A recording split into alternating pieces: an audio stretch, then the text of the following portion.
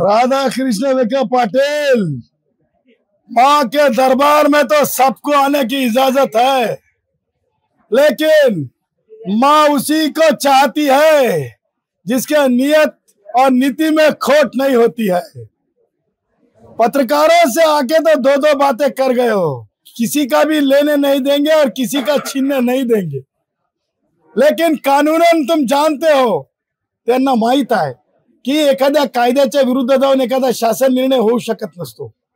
विखे पाटील, तुम्ही ज्या शासन निर्णयाला टिकू दे म्हणताय, ते शासन निर्णय तुमच्या डिपार्टमेंटचा आहे का, तुमच्या विभागाचा आहे का, त्या विभागाचे तुम्ही मंत्री आहात का? आईच्या दरबारात येऊन तुम्ही समाज कल्याणनी काढलेल्या शासन निर्णयाला टिकू दे म्हणून गेलात, समाज कल्याणनी काढलेल्या शासन निर्णयाला टिकू दे म्हणून गेलात। मग तुम्हाला समाज कल्याण मंत्री म्हणून टिकला लागला असं समजू का? त्याच्यामुळे विखे पाटील, तुम्ही आईकडे जी मागणी केलेली आहे, ती मागणी जी आहे तुमची मागणीमध्येच खोट आहे। त्याच्यामुळे आई माता, तुम्हाला सांगतो, रेणुका आई तुमची ती मागणी मान्य करणार नाही हे तुम्हालाही माहिती आहे, परंतु तुम्ही खोटा दिखावा, खोटा माध्यमांसमोर का बोलून गेलात असा प्रश्न आहे।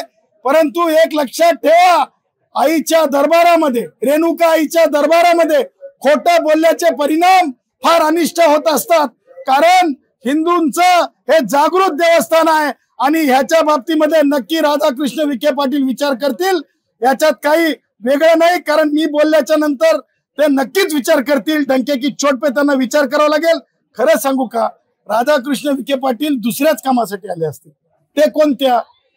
की सर्वोच्च न्यायालयाच्या निर्णयाच्या नंतर आणि विखे पाटलांवर गुन्हा दाखल झाल्याच्या नंतर, म्हणजे क्रिमिनल प्रोसिक्युशन सुरू झाल्याच्या नंतर हे मागणी करायला आले असतील, आईकडे माथा टेकवायला आले असतील की हे माता माझं मंत्रीपद टिकू दे, याच्यासाठी विखे आले असतील। परंतु सांगून जाताना मात्र जरंग्यासाठी काढलेला शासन निर्णय मुखवट्यासारखा दाखवून गेले असतील, जरंग्यासाठी आणलेला शासन निर्णय मात्र मुखवट्यासारखा दाखवून गेले असतील।